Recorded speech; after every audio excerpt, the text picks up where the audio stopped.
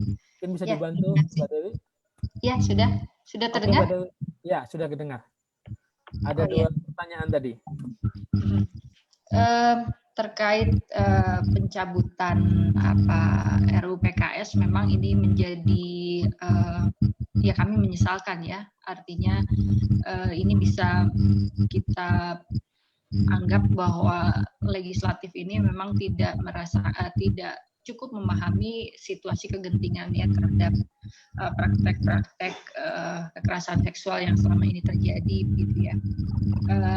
Sedangkan kami sendiri sudah berupaya setidaknya sejak 2014 bahkan untuk mendorong undang-undang RUU PKS ini sebagai prolegnas ya, masuk di prolegnas.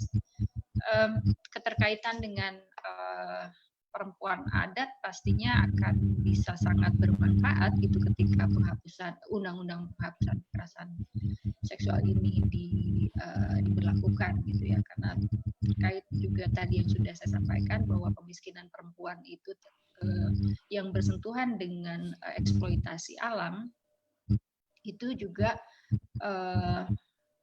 setidaknya bisa ada perlindungan gitu terhadap perempuan adat yang terdampak karena kita tahu dalam eksploitasi sumber daya alam itu, bahkan misalnya dalam contoh konkret ada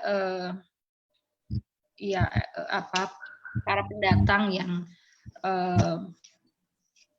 mungkin dari cerita-cerita nyata ya, pertambangan itu juga bisa menciptakan pemiskinan perempuan yang berdampak pada eksploitasi pelecehan seksual gitu, kekerasan seksual gitu, dan ini sudah tertera di dalam rancangan undang-undang ini. Bagaimana sebetulnya negara bisa memastikan bahwa kekerasan seksual, setidaknya ada 9 jenis kekerasan seksual yang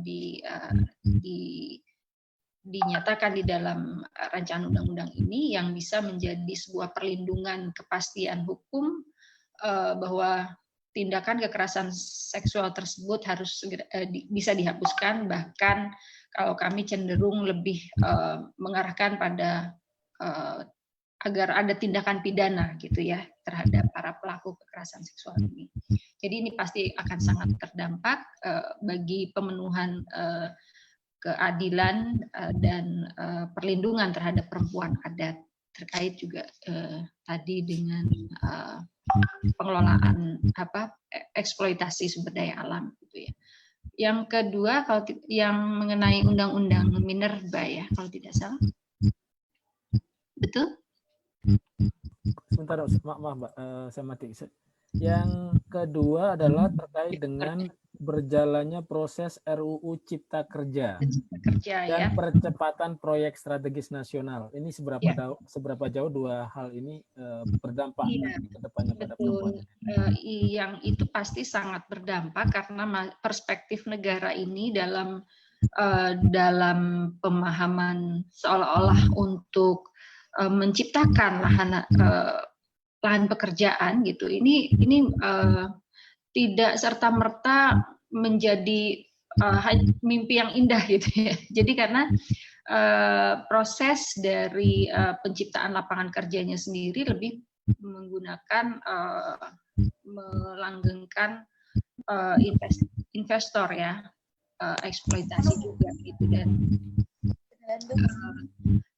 ketika masyarakat sebetulnya harus ada pemberdayaan secara mandiri, kedaulatan masyarakat pasti akan terdampak gitu ya. Bagaimana cara pandang negara itu masih berbeda terhadap apa yang dibutuhkan oleh masyarakat. Misalnya perizinan yang akan dilancarkan untuk para investasi dan atas dasar proyek strategis nasional, apalagi legalitas atau legal standing dari masyarakat adat ini kan masih menjadi persoalan gitu ya. Seperti contoh di beberapa tempat karena misalnya masyarakat adat tidak bisa melakukan pembuktian legal terhadap tanah komunalnya gitu. Bisa dengan serta-merta atas dasar pembangunan itu juga terampas gitu ya.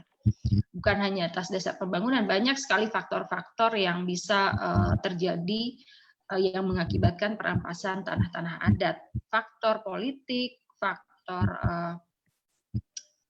ekonomi seperti tadi ya.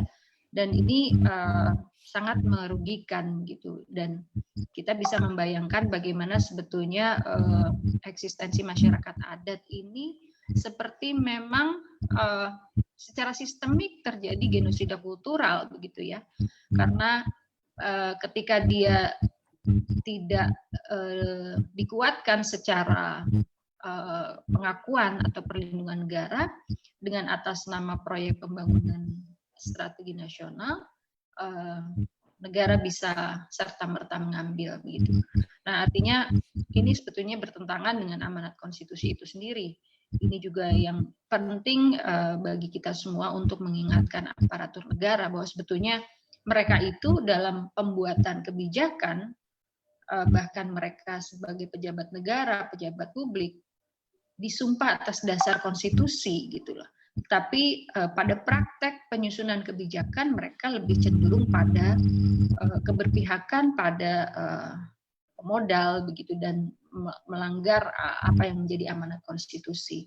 Ini pastinya akan menjadi PR kita sebagai bangsa, dan saya kira kebersamaan masyarakat sipil, para akademisi itu juga penting untuk menyuarakan keberatan-keberatan kita dengan fakta-fakta yang terjadi pada masyarakat adat yang sangat terdampak gitu.